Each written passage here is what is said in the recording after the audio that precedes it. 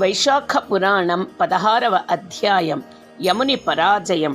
అప్పుడు నారద మహర్షి యమలోకమునకు వెళ్ళెను. యమలోక స్థితిని చూచెను. యమధర్మరాజా, నీ లోకమున నరకబాధలు పడవారి రోదన ధ్వనులు వినిపించవేమి? చిత్రగుప్తుడును ప్రాణుల పాపముల లెక్కను వ్రాయుట మాని మునివలే మౌనముగానున్నాడేమి? సహజముగా బహువిధ పాపములను చేయు మానవులు నీ లోకమునకు రాకుండుటకు కారణమేమి అని ప్రశ్నించారు. యముడును దీనుడై ఇట్లనెను, నారద మహర్షి, భూలోకమున ఇక్ష్వాకు వంశము వాడైన కీర్తిమంతుడను రాజు మిక్కిలి విష్ణుభక్తుడు. అతడు ధర్మబేరిని మ్రోగించి తన ప్రజలందరినీ వైశాఖ వ్రతమును అవలంబించినట్లు చేయుచున్నాడు. చేయని వారిని తీవ్రముగా శిక్షించుచున్నాడు.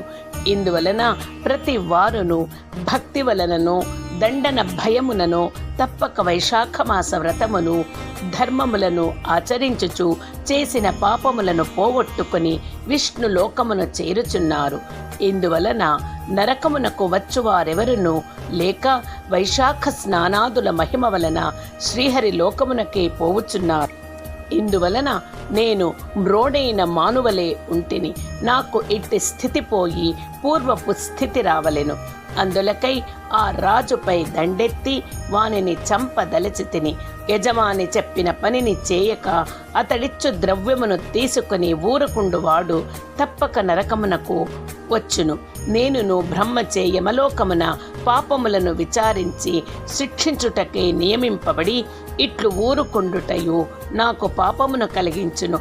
ఆ రాజును నేను చంపలేకపోయినచో బ్రహ్మ వద్దకు పోయి నేను చేయవలసినదేమి అని అడుగుదును అని యమధర్మరాజు నారదునకు చెప్పెను.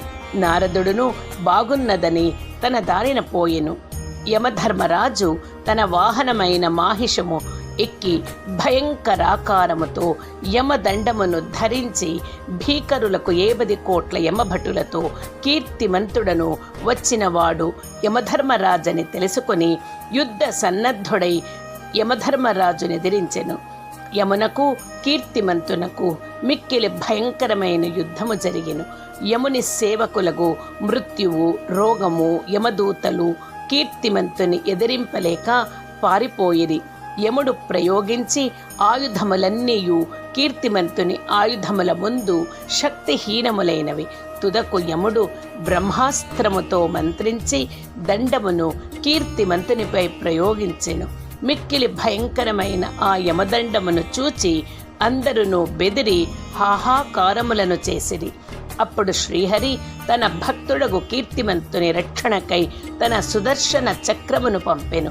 భయంకరమగు సుదర్శన చక్రము యమదండమును దానిలోని బ్రహ్మాస్త్రమును శక్తిహీనములు గావించి మరలించి యమునిపై మరలెను. విష్ణు భక్తుడను కీర్తిమంతుడును శ్రీహరికి నమస్కరించి ఆ చక్రమునిట్లు స్తుతించెను. సహస్రార నమస్తేస్తు విష్ణుపాణి విభూషణ త్వం సర్వలోక రక్షాయై ధృతః పురా త్వాం యాచేద్యయ మంత్రాతుం విష్ణు భక్తం మహాబలం నృణాదేవ ద్రుహంకాల స్త్వమేవ హినచాపరః తప్పా దేవం యమం రక్ష కృపాంకురు జగత్పతే అని కీర్తిమంతుడు ప్రార్థింపగా సుదర్శన చక్రము యముని విడిచి దేవతలందరూ చూచుచుండగా ఆ రాజు వద్దకు వచ్చి నిలిచెను. యముడును తన సర్వ ప్రయత్నములను వ్యర్థములగుటను గమనించెను. కీర్తిమంతుడు సుదర్శనమును ప్రార్థించి తనను రక్షించుటను చూచి మిక్కిలి అవమానమును విషాదమును పొందెను. అతడు తలవంచుకొని సవిచారముగా బ్రహ్మదేవుని వద్దకు పోయెను. ఆ సమయమున బ్రహ్మ సభదీర్చి ఉండెను. మూర్తములు అమూర్తములనగు వారిచే బ్రహ్మ సేవితుడై ఉండెను. బ్రహ్మ దేవతలకు ఆశ్రయమైనవాడు. జగములు అను వృక్షమునకు బీజము విత్తనము అయినవాడు. అన్ని లోకములకును పితామహుడు. ఇట్టి బ్రహ్మను లోక పాలకులు, దిక్పాలకులు, రూపము కల ఇతిహాస పురాణాదులు, వేదములు, సముద్రములు, నదీ నదములు, సరోవరములు, అశ్వత్థాది మహావృక్షములు, వాపీకూప తటాకములు, పర్వతములు, అహోరాత్రములు, పక్షములు, మాసములు, సంవత్సరములు, కళలు, కాష్టములు, నిమేషములు, ఋతువులు, ఆయనములు, యుగములు, సంకల్ప వికల్పములు, నిమిషోన్మేషములు, నక్షత్రములు, యోగములు, కరణములు, పూర్ణిమలు, అమావాస్యలు, సుఖ దుఃఖములు, భయాభయములు, లాభాలాభములు, జయాపజయములు, సత్వరజస్తమో గుణములు, సొంత, మూఢ, అతిమూఢ, అతి ఘోరావస్థులు, వికారములు, సహజములు, వాయువులు, శ్లేష్మ వాత పిత్తములు, వీనితో కొలువుదీరిన బ్రహ్మను చూచెను. ఇట్టి దేవతలున్న కొలువులోనికి యముడు సిగ్గుతో క్రొత్త పెండ్లి కూతురు వలె తలవంచుకొని ప్రవేశించెను. ఇట్లు సిగ్గుతో తన వారందరితో వచ్చిన యముని చూచి సభలోని వారు క్షణమైనా తీరికయుండని ఇతడు ఇక్కడికెందులకు వచ్చెను, తలవంచుకొని విషాదముగా నుండుటకు కారణమేమి అని సభలోని వారు విస్మయపడిరి.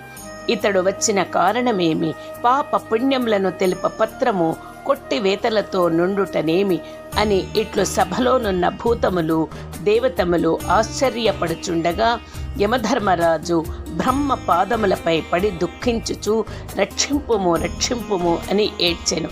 స్వామి, నన్ను రక్షించు నీవుండగా నేను పరాభవమునందితిని. మానవుల పుణ్య పాపములు తెలుపు పటమున పాపములను నేనే వ్రాయించి నేనే కొట్టివేయింపవలసి వచ్చినది. నేను నిస్సహాయముగా నిర్వ్యాపారముగా చేతులు ముడుచుకొని ఉండవలసి వచ్చినది అని పలికి నిశ్చేష్టుడై ఉండెను. దీనిని చూచి సభలో గగ్గోలు బయలుదేరేను.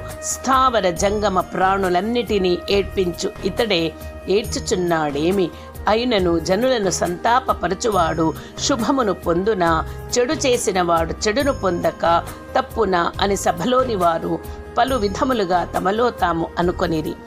వాయువు సభలోని వారిని నిశ్శబ్దపరిచి బ్రహ్మ పాదములపై వ్రాలిన యమధర్మరాజును దీర్ఘములు దృఢములునగు తన బాహువులతో పైకి లేవదీసెను. దుఃఖించుచున్న అతనిని ఆసనమున కూర్చోండబెట్టి యూరడించెను.